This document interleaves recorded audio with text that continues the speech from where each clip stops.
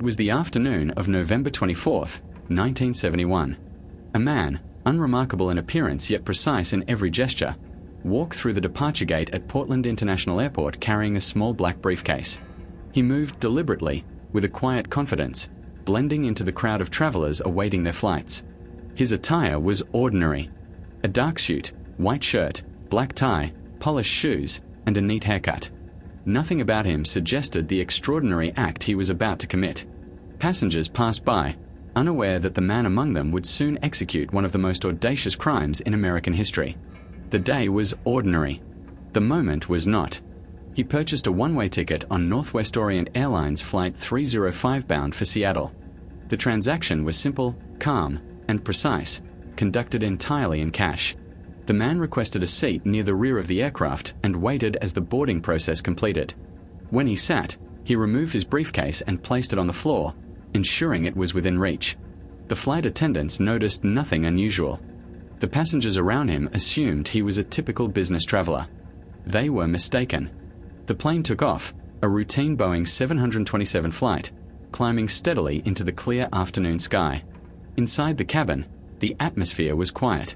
The hum of engines, the murmur of passengers, and the routine activity of the crew concealed the tension building silently in one corner. Minutes passed. The man remained calm, composed, methodical. Then, about 15 to 20 minutes into the flight, he acted. He handed a folded note to one of the flight attendants. At first glance, the note appeared harmless. When opened, it revealed a dire threat. The man claimed he carried a bomb in his briefcase. He displayed the device. Wires and red sticks arranged in a way that suggested imminent danger. The crew, recognizing the seriousness of the situation, complied fully with his instructions. His demands were specific and calculated. He requested $20 bills totaling $200,000, 4 parachutes, and a fuel truck ready on the tarmac at Seattle. He retained several crew members as leverage, while the remaining passengers were instructed to remain calm. The plane landed at Seattle-Tacoma International Airport without incident. On the tarmac, authorities and airline officials complied with his demands. The passengers were released unharmed, and the ransom and parachutes were delivered to the plane. The man kept the crew aboard, maintaining control with quiet authority. With the ransom in hand, he ordered the pilots to take off again, instructing them to fly south, at low altitude and reduce speed. The Boeing 727 was maneuvered precisely according to his instructions. At some point over southwestern Washington, near the town of Ariel, the man executed the act that would define his legend. He opened the rear air stair of the aircraft, secured a parachute to his body, and leapt into the night. The plane continued its course, its engines echoing against the darkness, leaving behind a man whose fate would remain unknown. The jump was deliberate, precise, and calculated. He vanished into the dense forests, rivers, and terrain below, leaving behind only questions and a rapidly growing legend. The immediate response was swift. Authorities organized a massive search across the probable landing zones. Helicopters scoured the area, ground teams combed forests and riverbanks, and every possible trail was pursued. Yet no trace of the man was found. Composite sketches, eyewitness descriptions, and forensic evidence offered clues, but none led to identification or capture. The money, most of it, disappeared with him. Only a small portion was found years later along the Columbia River, eroded and partially buried, a silent testament to the meticulous planning and precise execution of the crime. Every investigation, every interview, and every report returned the same result. He had vanished. The public was captivated by the mystery, and the media amplified the story. The unknown man became a figure of fascination and speculation. Was he an experienced skydiver? Did he survive the dangerous jump in darkness and cold? Where did he go, and who was he? No one knew. Each unanswered question deepened the legend. Months passed, and the search persisted. New leads emerged and were examined, but the trail grew colder with each passing day. Authorities tracked every possibility, interviewed thousands of individuals, and attempted to reconstruct his path, but nothing yielded results. The identity of the man remained a mystery. The nickname DB. Cooper was assigned after an early reporting error, but the man himself remained invisible to history. His meticulous planning had rendered him undetectable. The aircraft, the flight crew, the parachutes, and the money became part of an elaborate narrative of escape and ingenuity. Every movement, every step he took prior to the jump, every detail of his preparation, contributed to a perfect crime that left no physical trace of the perpetrator. The efficiency, timing, and precision of his actions were unparalleled. He had become an invisible figure in the landscape of American crime, a man who executed a plan with flawless skill and then disappeared entirely. The public imagination ran wild. Theories proliferated. Some speculated he had died in the jump, others insisted he had survived and lived under a new identity. Books, documentaries, and countless articles explored the case, each adding layers to the legend. Every recovered fragment of evidence, the partial money bundle, the reports of sightings, the meticulously compiled FBI files, reinforced the enigma. The man was gone, yet the impact of his crime persisted. The hijacking was more than an act of theft. It represented audacity, precision, and the ultimate escape from consequence. The man had confronted the rules of aviation security, law enforcement, and public expectation and had emerged entirely unaccounted for. In the decades that followed, no one discovered his identity, and no one claimed responsibility. The mystery endured, captivating generations and inspiring continued investigation, speculation, and fascination.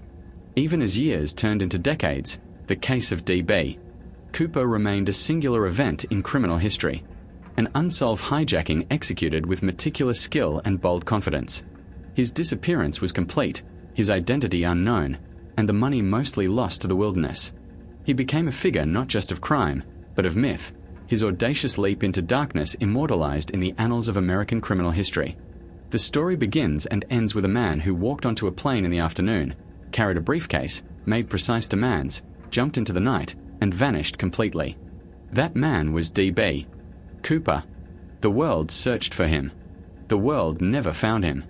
The legend had begun, and no evidence, no pursuit, and no time would erase the memory of the audacious hijacker who disappeared into the darkness, leaving only questions and myth behind the moment the rear door of Northwest Orient Flight 305 closed and the Boeing 727 vanished into the darkness. The clock on one of the most intensive law enforcement operations in American history began to tick. The Federal Bureau of Investigation, already alerted by airline personnel, mobilized immediately. Local law enforcement at Seattle-Tacoma International Airport was first on the scene, but within minutes, federal agents coordinated to take command. The priorities were clear. Account for the safety of the crew, secure the aircraft, secure the ransom money, and identify the perpetrator. From the beginning, it became evident that the man had executed his plan with precision. Flight crew reports provided valuable details. The hijacker was calm, controlled, and methodical. The passengers were released unharmed, reducing immediate civilian risk, but the scope of the crime was significant. An airborne hijacking, ransom, and a man who had disappeared into the night with $200,000 and no trace. The FBI named the investigation NORJAC, Northwest Hijacking, and deployed every available resource. Agents immediately began constructing composite sketches based on eyewitness accounts. The flight attendants, the only direct witnesses to his appearance, describe a man in his 40s, approximately 6 feet tall, with dark hair and a lean, athletic build. He had a suit, a thin black tie, and a briefcase. His demeanor was precise, with calculated gestures and unwavering calm. Investigators noted that the hijacker appeared experienced, possibly with knowledge of skydiving or parachute operation, though there was no direct evidence of previous criminal activity. The sketches were distributed to law enforcement across the country. Simultaneously, FBI teams conducted an exhaustive review of flight records, passenger logs, and airline procedures. Investigators determined the precise route, speed, and altitude of the flight after takeoff from Seattle. Flight 305 had been instructed to fly at low altitude, under 10,000 feet, at a reduced speed to allow for a safe parachute exit. The Boeing 727's rear air stair, a rare feature of the aircraft, was lowered mid-flight, allowing the hijacker to jump. These technical details suggested careful planning and prior knowledge of the aircraft's mechanics and limitations. Search and rescue operations were immediately launched in the probable landing zones. The region near Ariel, Washington, a heavily forested area adjacent to the Columbia River, became the primary focus. Helicopters scanned treetops and rivers. Ground teams navigated dense forests and swampy riverbanks, but the terrain was challenging, the night dark, and weather conditions variable. No trace of the hijacker was found. Investigators considered the possibility that he had landed safely, had perished, or had concealed himself in the wilderness. The lack of immediate evidence left the case open-ended, intensifying the mystery. The FBI quickly expanded the investigation nationwide. Agents interviewed airline employees, airport staff, and individuals who might have interacted with the hijacker before the flight. Investigators analyzed all known suspects with similar profiles, focusing on men with knowledge of parachuting, aviation, or military training. Over the months, hundreds of potential leads were pursued, yet none resulted in identification. The hijacker had effectively erased himself from public record and memory. In the months following the crime, several key developments shaped the investigation. Law enforcement recovered a small portion of the ransom money along the banks of the Columbia River nearly a decade later. A young boy discovered a decaying bundle of bills, partially eroded and buried, whose serial numbers matched the ransom. This discovery confirmed the authenticity of the money but provided no information regarding the hijacker's fate. It reinforced the notion that the man had planned his disappearance meticulously, leaving minimal trace and no clear evidence of survival. The FBI considered multiple theories. One scenario proposed that he had perished during the jump, swept away by rivers or hidden in the dense forests. Another, more speculative, suggested he survived and assumed a new identity. The terrain, weather conditions, and complexity of the parachute exit supported both possibilities. Investigators attempted to identify any patterns in behavior, financial transactions, or sightings that could point to the hijacker, but no credible information emerged. Public fascination with the case amplified the pressure on law enforcement to resolve it. Media coverage of the event intensified the investigation. Newspapers and television broadcasts detailed the hijacking, disseminated sketches, and reported on the search. Public speculation included rumors of death, escape, and extraordinary skill. Despite extensive reporting, the story maintained the core mystery. An individual had disappeared completely with a significant sum of money, leaving no trace. Public perception of the hijacker oscillated between fear, admiration for audacity, and intrigue over the unresolved enigma. Throughout the investigation, law enforcement meticulously catalogued all evidence. Flight manifests, crew statements, aircraft mechanical records, and passenger interviews were analyzed. The hijacker's briefcase, the parachutes, and the recovered ransom bills were examined in forensic detail. Experts considered the feasibility of landing in the wilderness undetected, potential survival tactics, and the skills required to execute the jump. Each analysis reinforced the conclusion that the hijacker had prepared extensively, understanding both the aircraft and the challenges of his escape. By the end of the first year, the investigation encompassed numerous suspects, including individuals with military backgrounds, parachuting experience, or financial knowledge. Interviews, background checks, and polygraph tests were conducted where possible. Each lead was documented, scrutinized, and ultimately either validated or dismissed. The absence of physical evidence or confirmed sightings hindered progress. The case remained open, but the trail had already grown cold. The man who became known as DB Cooper had vanished entirely, leaving the FBI to piece together fragments of planning and action without ever identifying the perpetrator. The search strategy evolved as the FBI adapted to challenges. Emphasis shifted from immediate recovery to reconstructing the hijacker's methods and capabilities. Experts in aviation, survival, and criminal behavior contributed analyses. The case files expanded into thousands of pages, incorporating photographs, sketches, maps, and statements. Analysts concluded that the hijacker demonstrated exceptional preparation, patience, and awareness of law enforcement procedures. His choice of aircraft, timing, and escape method reflected an understanding beyond that of the average criminal. In addition to the operational investigation, law enforcement considered sociological and psychological factors. The hijacker's calm demeanor, avoidance of confrontation, and strategic control of the environment suggested a calculated approach rather than impulsive criminality. Each element of the hijacking, from boarding to ransom demands to the jump, reinforced the view of an individual both methodical and highly skilled. Agents speculated on background experience in aviation, military service, or specialized training. The lack of identification and the absence of prior criminal record complicated profiling. Despite the scale of the search and the sophistication of the investigation, months turned into years without resolution. The recovery of partial ransom money along the Columbia River provided minimal insight into the man's fate. searches of surrounding terrain yielded no additional evidence. Investigators maintained extensive files, conducted interviews with new leads, and re-examined old data, but the case remained unsolved. Public fascination continued to grow, reinforcing D.B. Cooper's legend as a mysterious, elusive figure who had outmaneuvered authorities. The investigation demonstrated the limitations of law enforcement in confronting a carefully planned and executed airborne crime. It exposed gaps in aviation security, highlighted challenges in wilderness search operations, and showcased the complexities of forensic analysis under conditions of deliberate evasion. The methods employed by D.B. Cooper became a benchmark in criminal history, illustrating the effectiveness of planning, timing, and controlled execution. Over the next decade, hundreds of suspects were considered. Profiles ranged from men with military experience to those with knowledge of skydiving. None matched conclusive evidence. The FBI, after extensive analysis, eliminated most suspects. Documentation showed repeated evaluation, interviews, and verification of alibis. The absence of confirmed sightings, credible tips, or financial activity linked to the ransom prevented closure. The case became legendary, an enduring example of criminal skill and disappearance. The story of D.B. Cooper continued to captivate both professionals and the public. Every discovered clue, no matter how minor, was examined with care. The recovered money offered confirmation of the crime's authenticity but no path to resolution. The man's identity remained unknown, his fate uncertain, and the methods of his escape unmatched. Law enforcement files documented meticulous examination and comprehensive analysis, establishing a precedent for handling hijackings and missing persons in similar circumstances.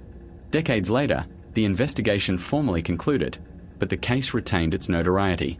The operational files remained archived, available for historical study. The legend of D.B. Cooper endured as an example of audacious crime executed with exceptional planning and precision. The investigation had revealed a man of extraordinary skill, meticulous preparation, and remarkable composure, yet his identity, motivations, and ultimate fate remained beyond reach. The unanswered questions, combined with methodical execution, cemented the hijacking as one of the most compelling and mysterious episodes in the history of American crime. After the audacious hijacking and disappearance of D.B. Cooper, the immediate response of law enforcement evolved into a prolonged and exhaustive investigation that would span decades. The man's escape was unprecedented in the history of commercial aviation. Authorities faced the dual challenge of attempting to reconstruct a precise timeline of his actions while contending with the vast unknowns of his fate. The operation, initiated under the codename Norjack, continued to expand as investigators sought to understand both the logistics of the crime and the plausibility of survival. Following Cooper's jump from the Boeing 727 over southwestern Washington, the region became the focal point for search and recovery efforts. The terrain was rugged, a mixture of dense forests, rivers, and uneven landscapes, complicating any efforts to locate him. Ground teams scoured possible landing zones, while aerial searchers attempted to cover a broader range. Weather conditions varied, with cold temperatures and darkness further hindering the effort. The operation was exhaustive, systematic, and thorough, yet ultimately yielded no direct evidence of the hijacker. A decade later, in 1980, a remarkable discovery occurred. Along the banks of the Columbia River, a young boy uncovered a partially buried and eroded bundle of cash. The serial numbers matched the ransom paid during the hijacking. While this discovery confirmed that the money had been carried and likely dropped or deposited during Cooper's jump, it provided no information about the man himself. It reinforced the notion that the perpetrator had meticulously planned not only the hijacking but also the disappearance, ensuring minimal traceability. The finding became one of the few tangible remnants of the crime and remains a crucial piece of evidence in evaluating potential outcomes. Numerous theories emerged regarding Cooper's fate. One dominant hypothesis suggested that he perished during the parachute jump, succumbing to injuries, cold, or other environmental factors. Analysis of the terrain, altitude, and parachute type indicated that such a jump carried considerable risk. The dense forests, rivers, and remote landscape could have concealed his body indefinitely. No physical remains were ever found, yet the inherent danger of the jump supported the plausibility of accidental death. An alternative theory posited that he survived and successfully escaped into anonymity. Proponents of this scenario highlighted the careful planning, precision, and control exhibited throughout the hijacking. Cooper's selection of aircraft, the timing of his demands, the secure manner in which he exited the plane, and the subsequent absence of any trace suggested deliberate action intended to avoid detection. Supporters argued that he possessed knowledge of the region, survival skills, and sufficient preparation to vanish entirely. Under this hypothesis, the majority of the ransom money, aside from the portion discovered along the Columbia River, may have remained with him for a period sufficient to facilitate the establishment of a new identity. Investigators also considered psychological and behavioral profiles. The hijacker's calm, measured demeanor indicated planning rather than improvisation. His ability to control crew members and maintain order without direct violence implied confidence and competence. Law enforcement analysts speculated on possible backgrounds, including military service, experience with parachuting, or prior exposure to aviation operations. The absence of criminal records among potential matches complicated identification and contributed to the enduring mystery. Public fascination with the case grew in the years following the hijacking. Media coverage amplified speculation, blending facts with conjecture.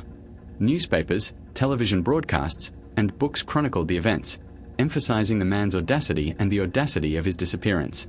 While some portrayed the act as daring, law enforcement consistently framed it as a serious crime involving risk to civilians and crew. The dichotomy between public intrigue and official assessment created a complex cultural narrative, elevating D.B. Cooper to legendary status in American criminal history. The hijacking had direct implications for aviation security. Airlines and regulatory authorities reassessed boarding procedures, passenger screening, and onboard security measures. The case highlighted vulnerabilities in aircraft design, specifically the Boeing 727's rear stair configuration, which facilitated the escape. Subsequent regulations and security enhancements sought to mitigate risks of similar crimes, including improved monitoring of passenger behavior, tighter control of aircraft exits, and enhanced communication protocols between flight crews and authorities. Cooper's actions became a case study in the necessity of proactive aviation security measures. Investigations continued intermittently for decades. The FBI maintained an extensive file containing hundreds of leads, sketches, witness reports, and analyses. Suspects were evaluated based on physical appearance, experience, financial background, and behavioral indicators. In many cases, individuals initially suspected were later excluded due to solid alibis, lack of evidence, or contradictions with verified facts. Despite exhaustive efforts, no individual was definitively linked to the hijacking. The man remained unidentifiable, a ghost whose planning and execution had erased all traces of his prior existence. The partial discovery of ransom money in 1980 prompted renewed interest, but also highlighted the limitations of the investigation. Experts examined the terrain and river flow, modeling the likely dispersal of the currency. While the physical evidence confirmed the authenticity of the funds, it provided no actionable intelligence regarding Cooper's survival, final location, or continued activity. The ambiguity of the evidence allowed the persistence of multiple theories without resolution. As public interest persisted, amateur investigators, enthusiasts, and historians contributed to the narrative. Some proposed detailed reconstructions of the flight, including the jump, possible landing zones, and survival strategies.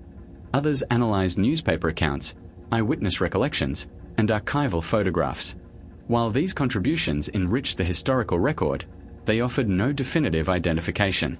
Cooper's complete disappearance continued to confound professionals and the public alike. The enduring mystery of D.B. Cooper exemplified the intersection of criminal skill, audacity, and the limitations of investigative techniques of the era.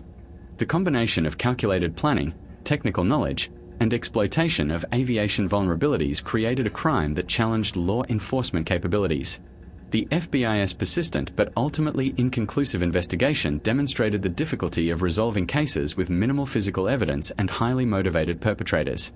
Even decades after the hijacking, Cooper's legend remains central to discussions of unsolved crimes. The audacity of boarding a plane, securing a ransom, executing a parachute escape, and vanishing without trace elevated the case beyond a simple criminal act into a phenomenon of cultural fascination. The narrative was reinforced by media representation, historical retrospectives, and ongoing public discourse. Analysts continue to emphasize that while his disappearance could be interpreted through multiple hypotheses, the certainty of his actions on that November evening remained uncontested. The analysis of potential survival scenarios incorporated environmental conditions, parachute dynamics, and physical requirements. Examinations concluded that while the jump was dangerous, survival was plausible, particularly for an individual prepared and trained for such conditions. Terrain mapping indicated areas that could have offered concealment and access to temporary shelter, supporting the hypothesis of evasion. Conversely, the absence of any confirmed sightings or evidence suggested a significant possibility of fatal outcome. The ambiguity became a defining feature of the case. In summary, the investigation into D.B. Cooper's hijacking was exhaustive, meticulous, and prolonged. It encompassed technical analysis, psychological profiling, terrain assessment, media monitoring, and nationwide suspect evaluation. The hijacker's disappearance challenged law enforcement, shaped public perception, influenced aviation security, and inspired generations of speculation. The absence of conclusive evidence ensured that Cooper's identity and ultimate fate remained an enduring enigma, securing his place as one of the most famous unsolved figures in American crime history. Decades after the audacious hijacking, the mystery of D.B. Cooper remained unresolved. Investigators concluded that the man who had leapt from the Boeing 727 with $200,000 had disappeared completely. Despite decades of intermittent searches, analysis of partial evidence, and the discovery of a fragment of ransom money along the Columbia River, no trace of his identity or fate emerged. The Federal Bureau of Investigation, after exhaustive evaluation of all available leads, officially suspended active investigation in 2016, marking the end of the formal hunt. The files compiled over the years contained thousands of pages. Flight records, witness statements, sketches, forensic analysis, and reports from ground and aerial searches. Each lead was meticulously documented, yet the trail had consistently grown cold. The suspension of the investigation did not erase the events, but it acknowledged the practical impossibility of achieving a definitive resolution.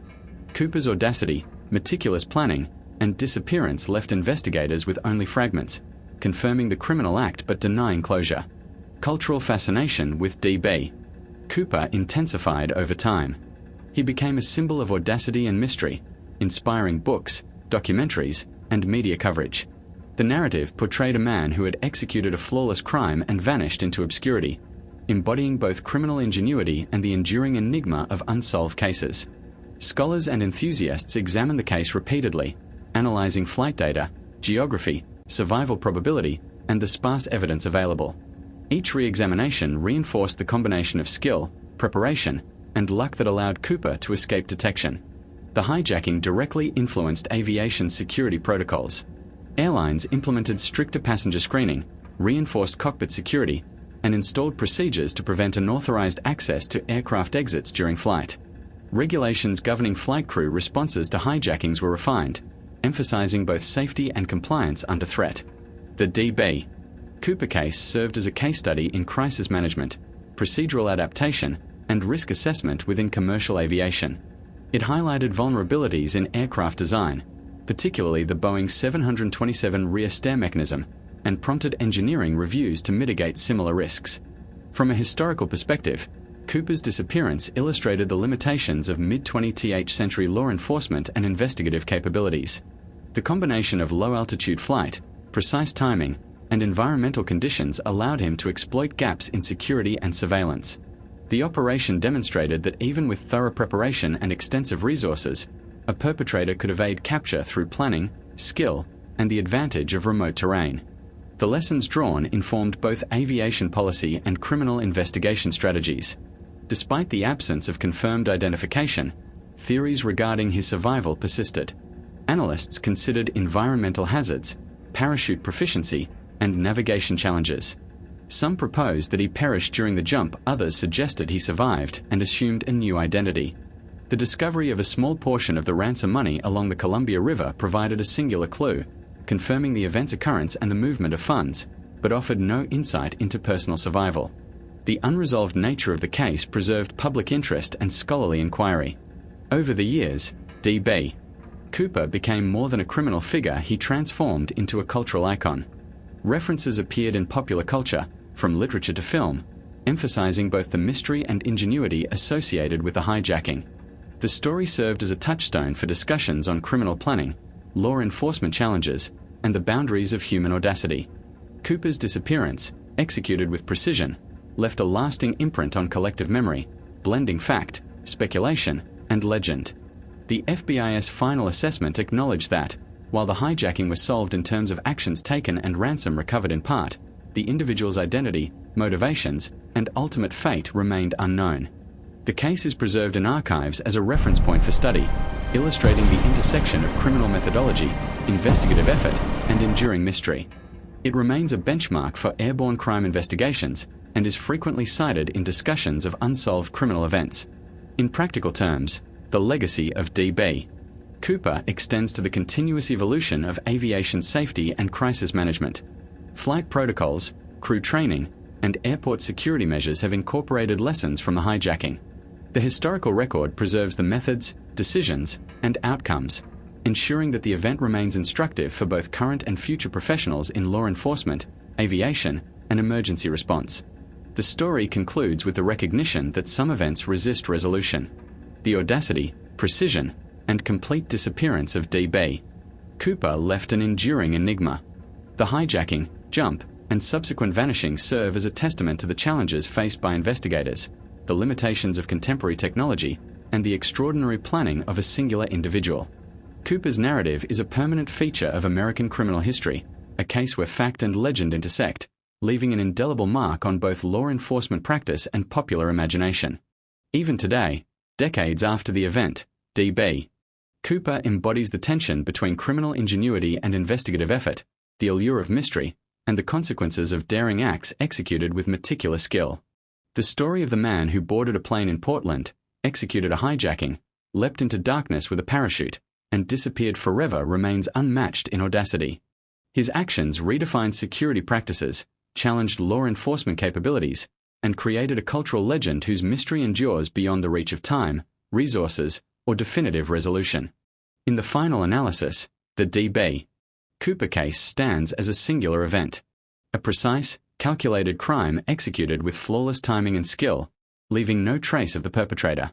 It demonstrates the limits of control, the potency of preparation, and the enduring fascination generated by the unknown. The legend of D.B.